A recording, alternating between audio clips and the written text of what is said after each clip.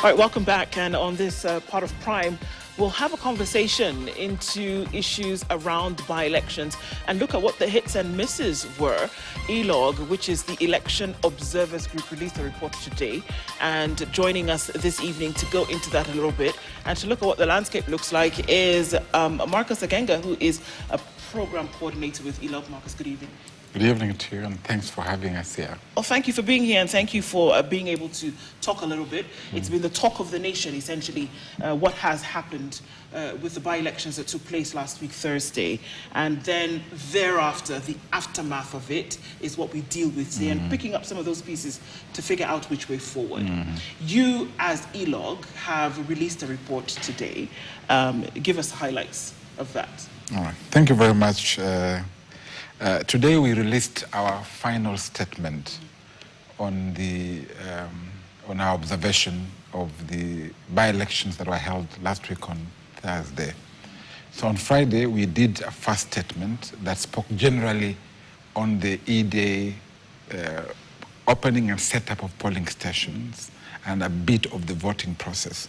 So today where in that statement we spoke to the technical and operational aspects of the conduct of the E-Day processes. So today, ELOG released a final statement that now speaks to the broader pre-electoral environment, includes then also the part on the E-Day processes and the results and immediate post-election environment. So today, in our statement today, of course, we said that the IEBC met the expectations in terms of discharging their mandate insofar as E-Day processes are concerned, in terms of the logistical and operational aspects of these elections, in terms of the technical aspects of these elections. But also we spoke about, today ELOG made a discussion and said elections are both a technical process but also a political process as well. And the credibility of elections greatly depend on the success of the two fronts of the process. And so today we spoke very eloquently about some of the things we observed and reported on verified cases of violence that we were able to see in the pre-election stage.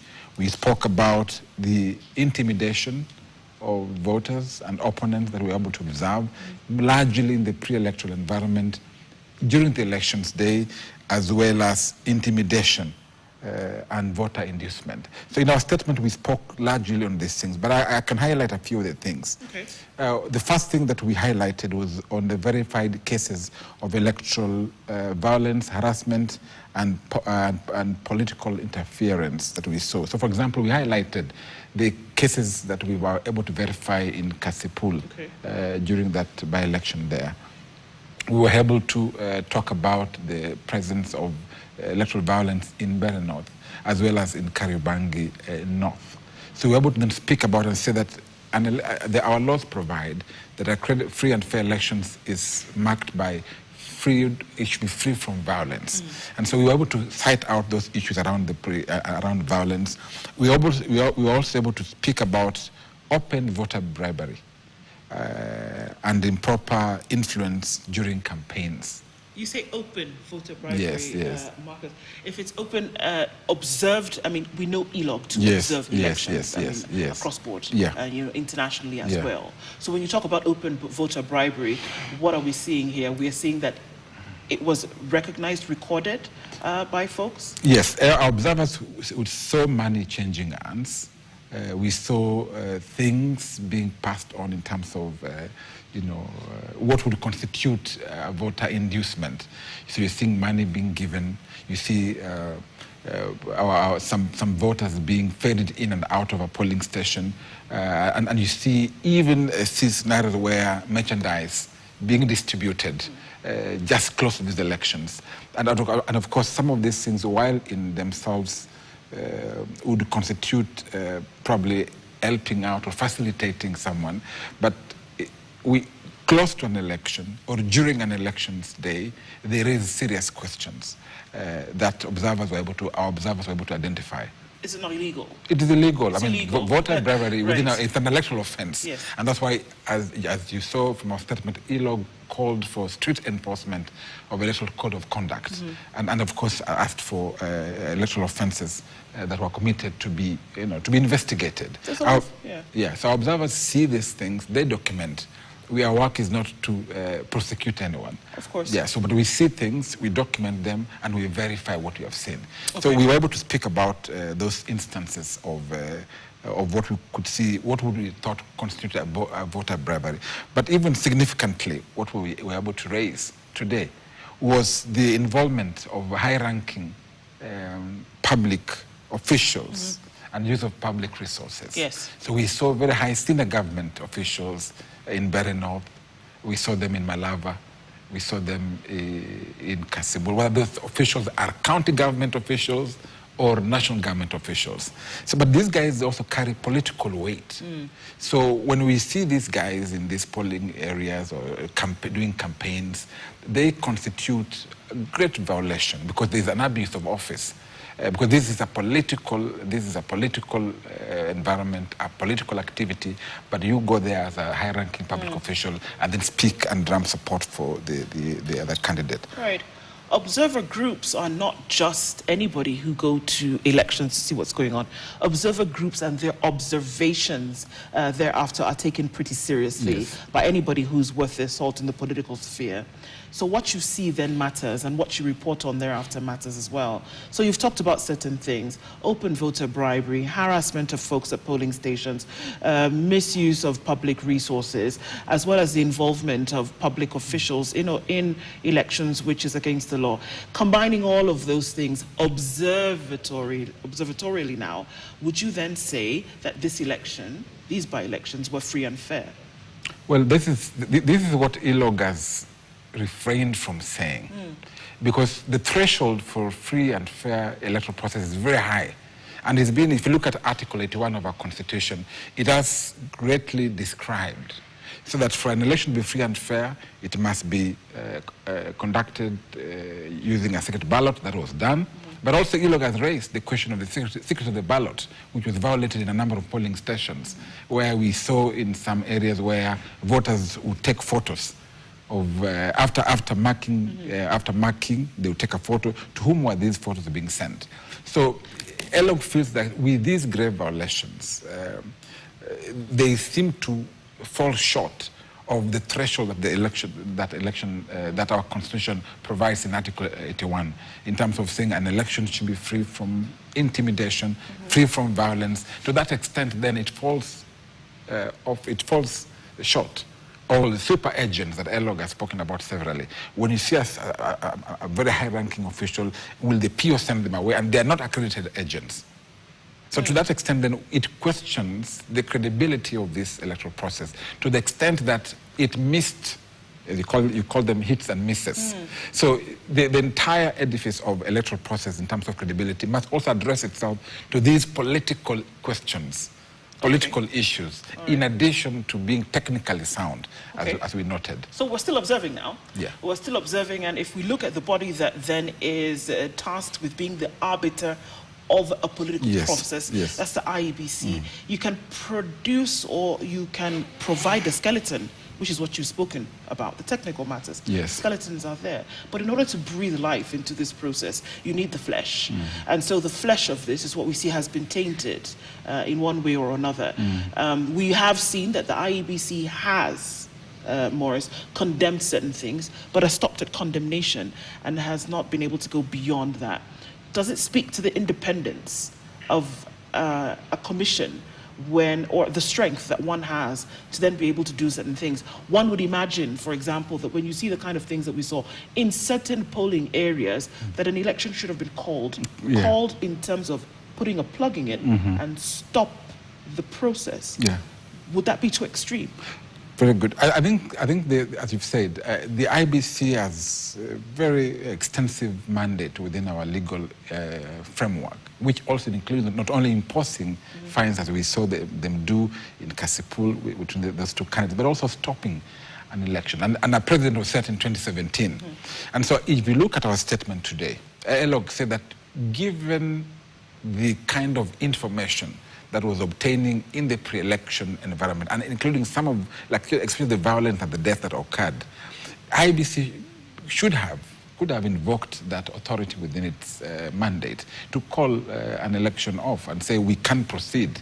The public good is at risk here, and we don't want to taint our image. And they didn't do it. And the ELOG has called that as a big miss in this particular operation that happened on the 27th. Where they would have had several opportunities to then put a plug in things and say, all right, let's take a step back and see what's going on. Would it have created a crisis in any way, shape, or form? It would have created a crisis because in any electoral contest, so you'll find guys who want the thing to go on vis-a-vis guys who don't want it to go on. Right. So what do you expect? You expect a clash. But if you act within the law, and as I've said, the law gives the IEBC, why wouldn't have there been a problem when they imposed fines? They paid the fines. There was a problem, but they paid the fine. They would have obeyed the commission because it was acting within its legal mandate.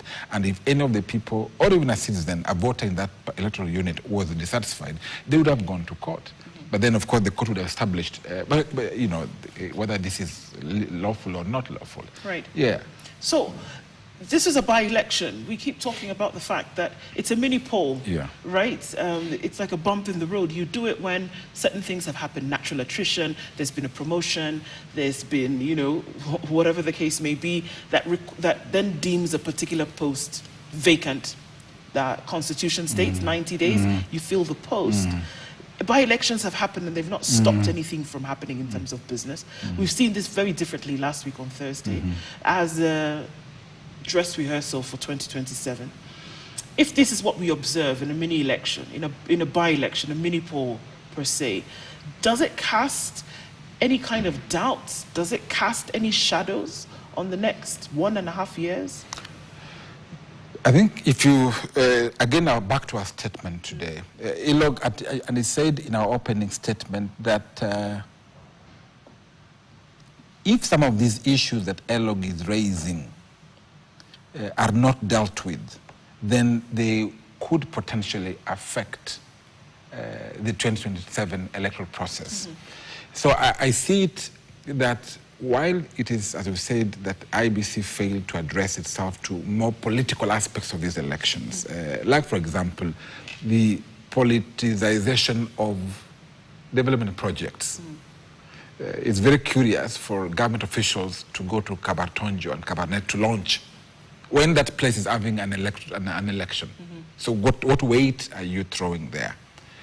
While the government would eventually, no, this is not, that's government, that's a context we have no problem with, but we know, even from best practices outside, that you can use that to tilt and induce voters. So I think that moving towards 2027, these hits and misses that we have seen in these by-elections provide the IEBC and many other electoral actors with the opportunity to effect the necessary changes. I think for me it's more of a warning that if we don't take certain steps, which also include calling off an election, as you have said, or imposing, disqualifying candidates, then it is important that if we don't do it, then we'll have a big problem.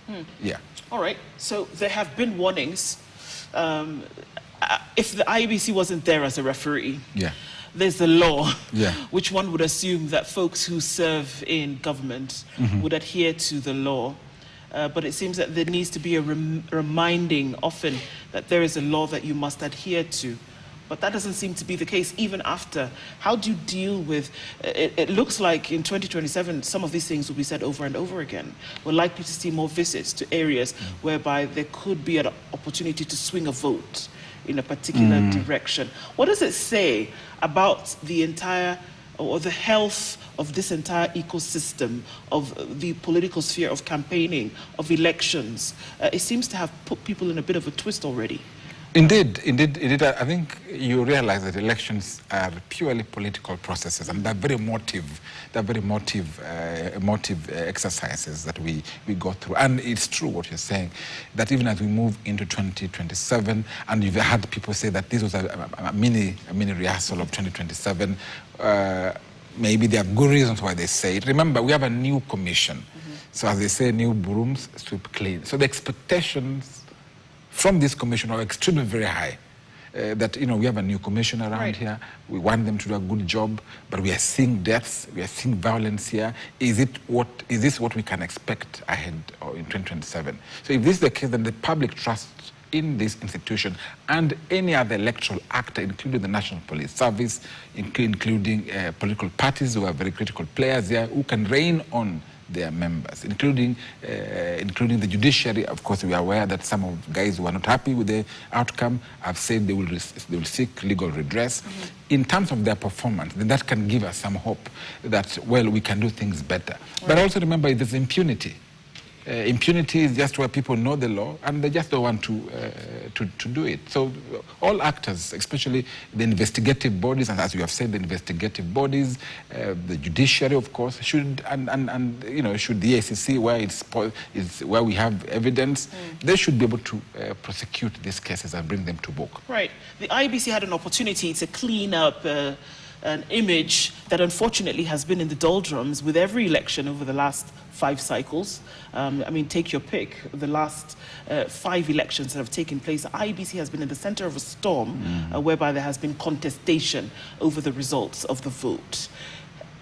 An opportunity presented itself in this by-election for the IEBC to show gusto when it then came to how it would operate. Has it lost that?